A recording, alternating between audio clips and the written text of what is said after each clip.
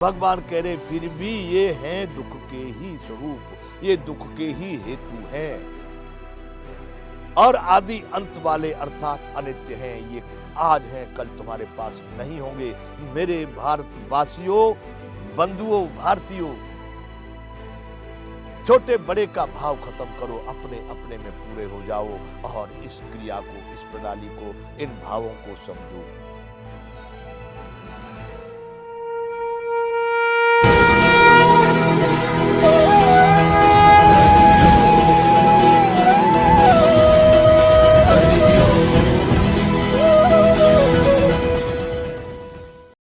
जय विश्व बंधु। संपूर्ण गीता ज्ञान। तो बंधुओं, यहां मैं इस गीता गायन क्यों कर रहा हूं, इस गीता का पाठ क्यों कर रहा हूं? मेरे मन में भी एक तरंग है, एक विश्वास है कि मुझे तो आनंद अवश्य प्राप्त होगा और शास्त्र सुसंचित पुण्य पुण्य देखिए, जितना ज्यादा अध्ययन किया जाए शास्त्रों का, ग्रंथों का, वो बहुत अच्छा है। तो मेरे लिए तो लाभदायक है ही, लेकिन इसके साथ में मेरी एक वो बहुत बड़ी महत्वाकांक्षा अपेक्षा नहीं, लेकिन छोटी सी एक आशा की किरण जरूर है कि कदाच भारतीय लोगों में किसी को भी थोड़ा भी पल्ले पड़ेगा। यदि मेरी बात किसी ने सुनी और उसने इसका आचरण शुरू कर दिया तो जरूर भारत के हित में होगा और उस मनुष्य के, उसके अपने जीवन के तो कल्याण का ही हेतु बन जाएगा। तो बंधु, हम यहां बात करते थे, यही संस्प्रजा भोगा दुख योने एवते आदिवंतन कौनते नते सुवत्सरमय। ये जो इंद्रिय और विषयों के संयोग से उत्पन्न होने वाले सभी भोग हैं, यद्यपि ये विषयी पुरुषों को बड़े सुखरूप भासते हैं, भगवान कह रहे फिर भी ये हैं दुख के ही स्वरूप, ये दुख के ही हेतु हैं और आदि अंत वाले अर्थात अनित्य हैं। ये आज हैं, कल तुम्हारे पास नहीं होंगे। मेरे भारतवासियों, बंधुओं, भारतीयों, छोटे बड़े का भाव खत्म करो, अपने अपने में पूरे हो जाओ और इस क्रिया को, इस प्रणाली को, इन भावों को समझो। मानते हो कि यदि श्री कृष्ण भगवान को तो छोड़ो, मारो गोली, भगवान नहीं थे, पर एक उत्तम पुरुषोत्तम, एक कोई दिव्य, कोई ऐसा व्यक्ति उस समय नहीं था जो अकेले के बराबर भी सब मिलके हो जाए, तो क्या कहोगे? हर एक महापुरुष भी मान लो तो उनके अनुभव की ये बातें हैं, इनको समझना। वो कह रहे हैं कि ये सभी इंद्रिय विषय के संयोग रूप जो भोग हैं, ये सभी विषयी पुरुषों को बहुत अच्छे लगते। वाह, आज बहुत खुश हुए, बहुत मजा आया था, बहुत मजा आया, अरे वाह क्या हुआ। ये क्षणिक है, थोड़ी देर बाद लड़ रहे हैं आपस में, घर में ही कलेश, बच्चे को मार रहे हैं, वो उसको गाली दे रहा, वो उसको नाराज हो रहा। ये वह चीज नहीं है, ये उन विषयी पुरुषों के ही कर्मों के परिणाम है। भगवान कहते हैं सुखरूप भासते हैं, लेकिन ये है दुख के ही हेतु और आदि अंत होने वाले, आदि और अंत वाले है ना, ये बिगड़े बने, बिगड़े बने, क्योंकि सब बने हैं तो जरूर बिगड़ेंगे। मैंने एक पहरा लिखा है कि जो बना सो बिगड़ा, वो हमारी उस किताब में आएगा। इसलिए अनित्य हैं, इसलिए हे अर्जुन, बुद्धिमान विवेकी पुरुष उनमें नहीं रमता। क्या हमारा भारत या विश्व या मानवता विवेकहीन है, बुद्धिमान नहीं है? अधिक से अधिक इसी में रमण कर रहे हैं। बंधुओं, सैकड़ों में प्रतिशत नहीं लगाया जाएगा, हजारों में नहीं, लाख में 99,999 लोग इसी में रमण भ्रमण कर रहे हैं, इसी विषय विलासता में कर रहे हैं, जबकि भगवान कह रहे हैं कि बुद्धिमान विवेकी पुरुष उसमें कभी नहीं पड़ता। आगे भगवान कहते हैं शक्नोत्यहैव यो सोढुम प्राक् शरीर विमोक्षणात् काम क्रोधोद्भवं वेगम संयुक्त स सुखी नरः। जो साधक इस मनुष्य शरीर में शरीर का नाश होने से पहले पहले ही काम क्रोध से उत्पन्न होने वाले वेग को सहन करने में समर्थ हो जाता है, वही पुरुष योगी और वही पुरुष सुखी है। सुक्नोति हैव यह सोढुम प्राक शरीर विमोक्षणात्। भगवान कहते हैं कि जो मनुष्य इसी जीवित अवस्था में, शरीर का नाश होने से प्रथम मतलब इसी जीवित अवस्था में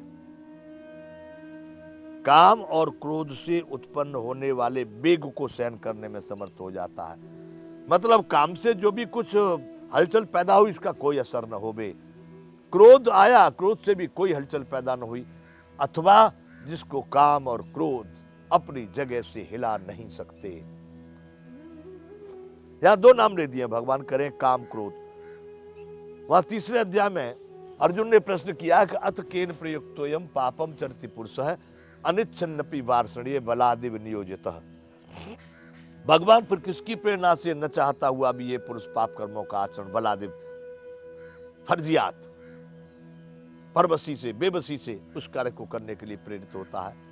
तब भगवान ने वहां दोनों को एक कह दिया, काम एस क्रोध एस रजोगुण समुद्भव, ये काम ही क्रोध है। यहां पर बंधुओं दो नाम ले दिए, लेकिन ये समझिए कि काम जो है ना यही क्रोध के रूप से परिवर्तित होता है, यही काम ही क्रोध के रूप में हमको भासने लगता है। तो भगवान कह रहे हैं कि जो इसी जीवित अवस्था में ये शरीर में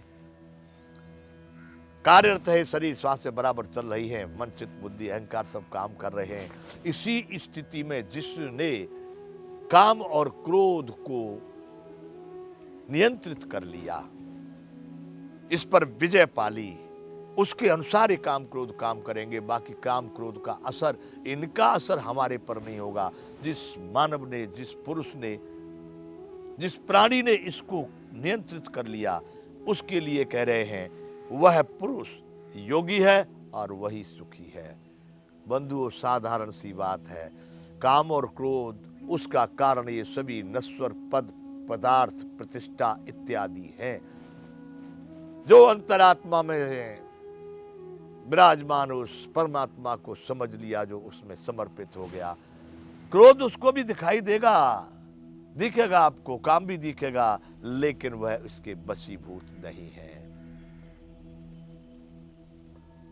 राम के लिए एक जगह पर शब्द आता है, वहां पर गोस्वामी जी ने उसका निराकरण करके तत्काल दिया, जासु कृपा छूटे मद मोहा सपने उमा के ताकों को है।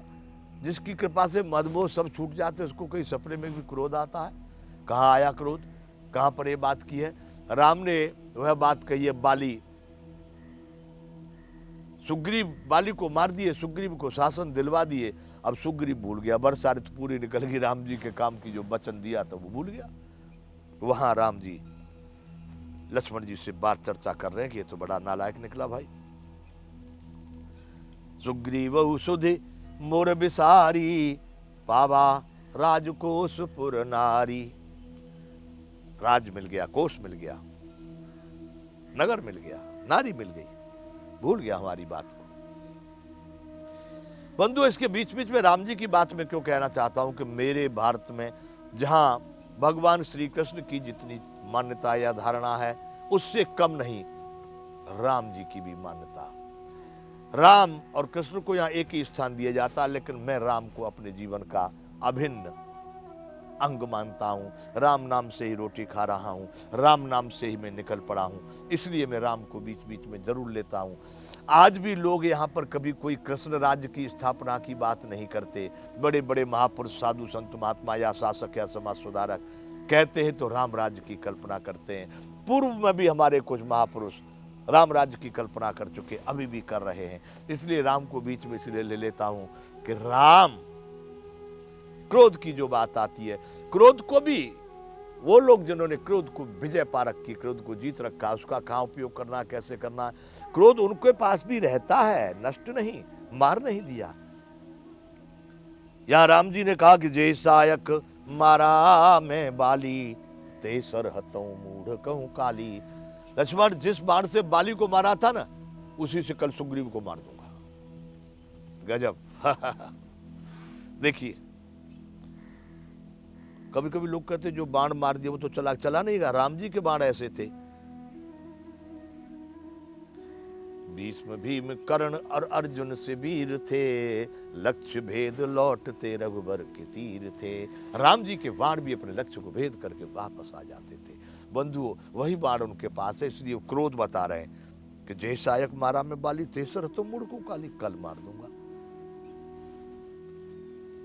अगले ही चौपाई में गोस्वामी जी उसका स्पष्टीकरण दे रहे हैं कि जासु कृपा छूटे मद मोहा, जिसकी कृपा से मद अहंकार मोह सब नष्ट हो जाते। ताकू उमा के सपने को, शंकर भगवान कह रहे उमा उसको कोई सपने में भी क्रोध हो सकता है क्या? यह उसकी भगवान की लीला है, इसको उनके भक्त लोग या ज्ञानी लोग इसको समझते हैं। जय विश्व बंधु।